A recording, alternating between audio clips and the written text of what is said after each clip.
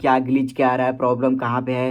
University select नहीं किया था तो आप उसमें एलिजिबल, सबसे मेन जो रीज़न है वो मैं बता रहा हूँ आपको। तो हाय गाइस, कैसे हो आप सब। देखो अभी जो HNBGU ने रिसेंटली अपना जो फॉर्म ओपन किया था, एडमिशन फॉर्म ITEP के लिए NCET के थ्रू, तो उसमें बहुत सारे ग्लिच आ रहे हैं। अब पता नहीं क्या मतलब क्या दिक्कत है, मुझे भी समझ नहीं आ रहा है। लेकिन मैंने उनको कॉल किया था तो बहुत सारे जानकारी मिली, क्या ग्लिच क्या आ रहा है, प्रॉब्लम कहाँ पे है, मतलब क्यों नहीं कर पा रहे अप्लाई, एप्लीकेशन नंबर गलत क्यों बता रहा है और डेट ऑफ बर्थ ऐसे इशू क्यों आ रहा है। तो इस वीडियो में आपको ये पता चल जाएगा, क्लियर हो जाएगा आपका, ठीक है। क्योंकि आप बार बार कमेंट कर रहे हो और DM कर रहे हो कि इसमें हो नहीं रहा, रजिस्ट्रेशन फेल हो जा रहा है, ये प्रॉब्लम आ रही है, ऐसी प्रॉब्लम आ रही है। तो देखो मेन प्रॉब्लम क्या है, ठीक है। अभी कैसे क्या हुआ कि जैसे फॉर्म आया सबने फिल करना शुरू कर दिया स्टार्टिंग में ही।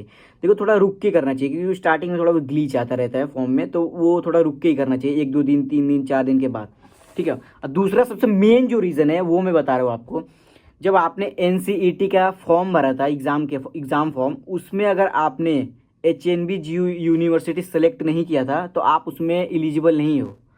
मैंने उनको कॉल किया तो उन्होंने यही बताया कि अगर आपने उस फॉर्म में HNBGU यूनिवर्सिटी आपने उसमें सेलेक्ट नहीं किया तो आप इस फॉर्म को नहीं भर सकते। आप अगर जाओगे उसमें एप्लीकेशन नंबर भी डालोगे तो उसको आपका वो या तो इनवैलिड बताएगा या तो कुछ एरर बताएगा, इसमें ऐसा ही बता रहे हो। तो मैंने उनको पूछा अगर ऐसा ऐसा प्रॉब्लम है तो क्या अगर सीट बचती है, मान लो कि NCET के थ्रू हो रहा है, ठीक है, तो ऐसा नहीं सबने HNBGU उसमें भरा ही होगा। तो मैंने उनको बोला कि बहुत सारे बच्चे होंगे जिन्होंने HNBGU नहीं भरा होगा, मैक्सिमम ऐसे ही बच्चे होंगे जो HNBGU नहीं भरे होंगे, भूल गए होंगे या कुछ प्रॉब्लम हुआ होगा, ठीक है। तो मैंने उनसे पूछा अगर सीट बचती है लास्ट में तो क्या एडमिशन होगा। तो उन्होंने बोला है कि देखो हमारे हाथ में तो कुछ भी नहीं है, अगर जो भी होगा, अगर सीट बचती भी है तो HNBGU अपने वेबसाइट पे नोटिफिकेशन निकालेगी, PDF निकालेगी, उसके थ्रू ही आपको पता चलेगा कि सीट बची है, और बची है तो किस प्रोसेस से होगा। ऐसा भी तो हो सकता है सीट बची तो जिन्होंने फॉर्म नहीं, मतलब फॉर्म में HNBGU नहीं सिलेक्ट किया था उनका भी मे भी हो सकता है, ऐसा हो सकता है। सीट नहीं बचती तो फिर तो कोई चांस ही नहीं बनता कि आपका एडमिशन उसमें हो सकता है कि नहीं सकता। तो मेन यही है, उन्होंने यही बताया, ठीक है। तो ये था मेन रीज़न जो आपका एप्लीकेशन नंबर एरर आ रहा था या कुछ जो भी इनवैलिड बता रहा था, मेन रीज़न यही था। उन्होंने बताया कि ऐसा प्रॉब्लम है।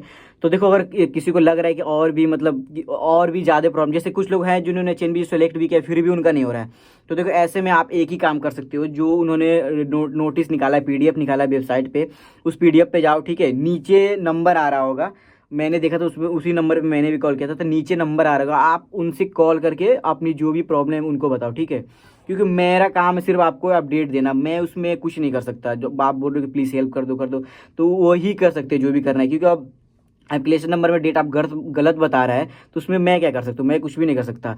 तो आप उस नंबर पे कॉल करो और जाकर उनको बोलो कि ऐसा ऐसा प्रॉब्लम है मेरा, तो वो आपको बताएंगे कि आगे मेल करना है, क्या करना है, जो भी प्रोसेस होगा वो आपको अच्छे से बता देंगे। तो ये था मेन ITEP का प्रॉब्लम। जिन लोगों ने बार बार पूछ रहे थे क्या प्रॉब्लम है, कैसे क्यों नहीं हो रहा, तो देख लो भाई, ये था मेन प्रॉब्लम। बाकी अगर आपको और भी कोई अपडेट चाहिए, और भी HNBGU पे कुछ किसी पर्टिकुलर डिपार्टमेंट के ऊपर वीडियो चाहिए तो आप कमेंट कर देना, मैं इस पर बना दूंगा। आई होप कि ये वीडियो आपको पसंद आई होगी। तब तक के लिए take care, bye bye, good night.